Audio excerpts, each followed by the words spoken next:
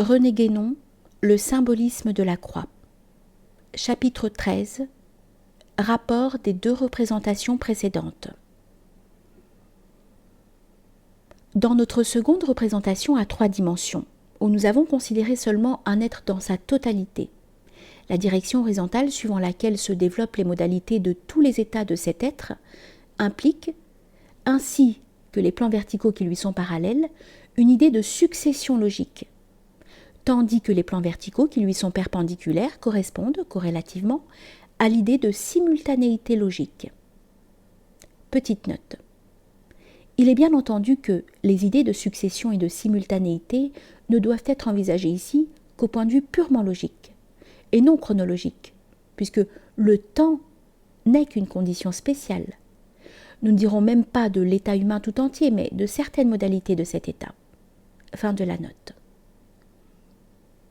Si l'on projette toute l'étendue sur celui des 3 plans de coordonnées, qui est dans ce dernier cas, chaque modalité de chaque état d'être se projettera suivant un point d'une droite horizontale, dont l'ensemble sera la projection de l'intégralité d'un certain état d'être, et en particulier, l'état dont le centre coïncide avec celui de l'être total sera figuré par l'axe horizontal situé dans le plan sur lequel se fait la projection. Nous sommes ainsi ramenés à notre première représentation, celle où l'être est situé tout entier dans un plan vertical.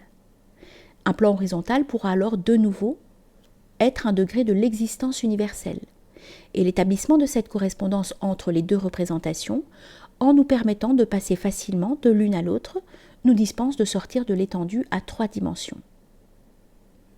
Chaque plan horizontal, quand il représente un degré de l'existence universelle, comprend tout le développement d'une possibilité particulière, dont la manifestation constitue dans son ensemble ce qu'on peut appeler un macrocosme, c'est-à-dire un monde, tandis que dans l'autre représentation, qui ne se rapporte qu'à un seul être, il est seulement le développement de la même possibilité dans cet être, ce qui constitue un état de celui-ci, individualité intégrale ou état non individuel, que l'on peut dans tous les cas appeler analogiquement un microcosme. D'ailleurs, il importe de remarquer que le macrocosme lui-même, comme le microcosme, n'est, lorsqu'on l'envisage isolément, qu'un des éléments de l'univers, comme chaque possibilité particulière n'est qu'un élément de la possibilité totale. Celle des 2 représentations qui se rapportent à l'univers peut être appelée, pour simplifier le langage, la représentation macrocosmique, et celle qui se rapporte à un être, la représentation microcosmique. Nous avons vu comment, dans cette dernière, est tracée la croix à 3 dimensions. Il en sera de même dans la représentation macrocosmique, si l'on y détermine les éléments correspondants, c'est-à-dire un axe vertical, qui sera l'axe de l'univers, et un plan horizontal, qu'on pourra désigner par analogie comme son équateur.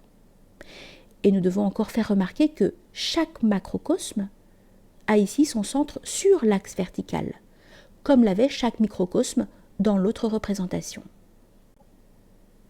On voit, par ce qui vient d'être exposé, l'analogie qui existe entre le macrocosme et le microcosme, chaque partie de l'univers étant analogue aux autres parties, et ses propres parties lui étant analogues aussi parce que toutes sont analogues à l'univers total, ainsi que nous l'avons déjà dit précédemment. Il en résulte que si nous considérons le macrocosme, chacun des domaines définis qu'il comprend lui est analogue.